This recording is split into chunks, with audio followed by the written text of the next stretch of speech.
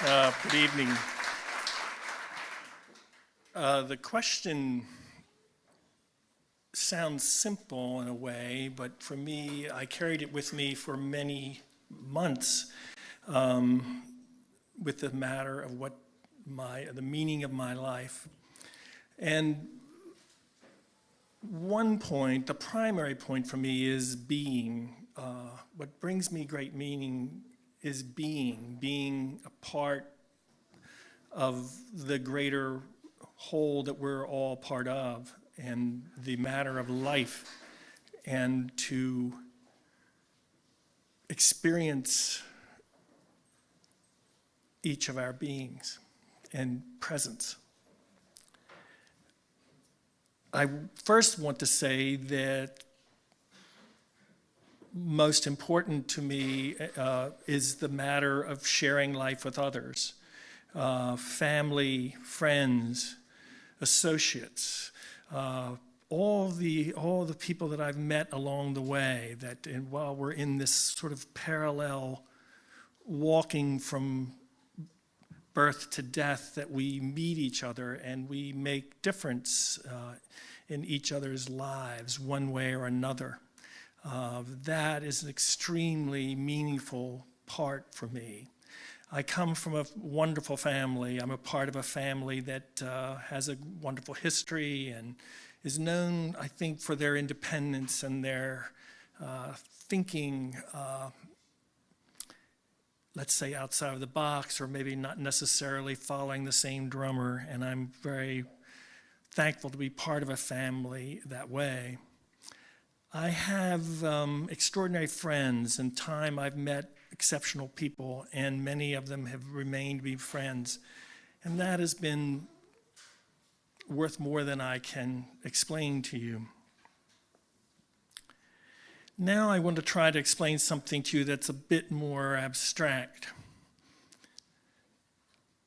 What fascinates me, and has fascinated me since I was a child, are my senses, and particularly the sense of seeing, of sight. I have always found it quite exciting and amazing, and it has manifested itself in a number of ways that I will try to explain. Well, one is that I, from early on, drew, and when I was a kid, colored. And all throughout my life, I have drawn and painted and designed some sets and done some graphic work and dabble in sculpture. And so in that way, I have created work that reflects that part of me, that fascination with sight. I've also, I believe it is a direct line, is that I also became a teacher. I taught for some 43 years, I believe it is, in different places. I've had the great privilege to teach in high school for some time, and I taught the 8th grade 1 year. I really admire people that teach middle school. They work very hard. And then I evolved to teach at a college and university. And it was all very rewarding for me, extremely rewarding for me, and gave me a meaning in my life that I don't know I would find anywhere else. And I so enjoyed the total engagement of it, not the students. I've always enjoyed the students, but then the entire effort, the joining together for a common goal of basically wanting students to come to a better understanding of something, to come to realize something, come to discover something within them that contributes to their good and to all of our good. The third thing that's happened to me over all these years And it's curious how that happened as well. And I have to say that, well, first of all, the decision to make art was something found. It was something in me. It wasn't something I planned or plotted or even, I think, decided. It was there. Teaching, in a way, was that way also. It wasn't, although there was a point in time that I decided I wanted to teach, and that was largely due to having a wonderful teacher in high school that made all the difference in the world. But it was almost something that I found. And then the third thing that's happened to me, reflecting this matter of sight, is where I live. I first went there when I was, I guess, 6 or 7 years old. My grandparents had moved to the property, and I can remember from then on there was something unique about it, something that attracted me to it, something that made me feel that I not necessarily belonged in those days, but simply connected with and felt a certain empathy. Really?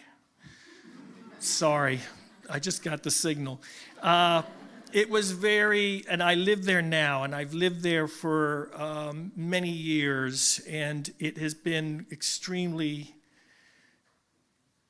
my center. It has bring me a tranquility that I cannot describe. And Joseph Campbell speaks of sacred places. For me, it is. I feel it is my center.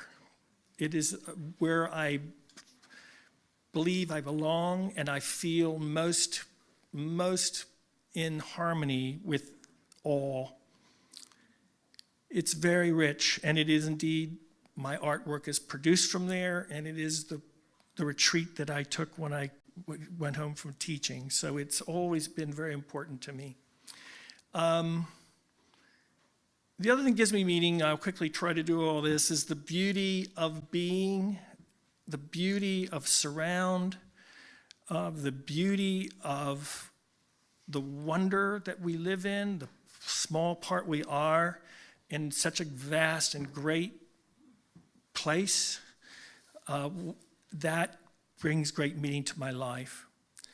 As far as passing, I'm okay with it, I believe. I mean, I haven't been confronted with it yet, personally. I mean, I've lost others, and it's difficult to lose others. But I think I'm okay. We'll see, though. I told somebody it's not the death that I wonder about, it's the hours before it that kind of gives us the heebie-jeebies. And as far as advice to my 21-year-old self, I was 21 years old in 1963, and any of you that remember 1963, or those who were history students, it was an exciting time, and it was an extraordinary, powerful time. There was time of discovery and hope, and then there was very tragic times and difficult times in that year. And that was the same in my life. I had some wonderful, exciting things happen to me when I was 21 years old, but I also went through some very difficult times. But I wouldn't change a thing, and I wouldn't change it because you know this, that you change one thing and you change everything else. It's not a matter that you can pick and choose. So what happened to me at 21 was all fine, and I'm thankful for that. Good night.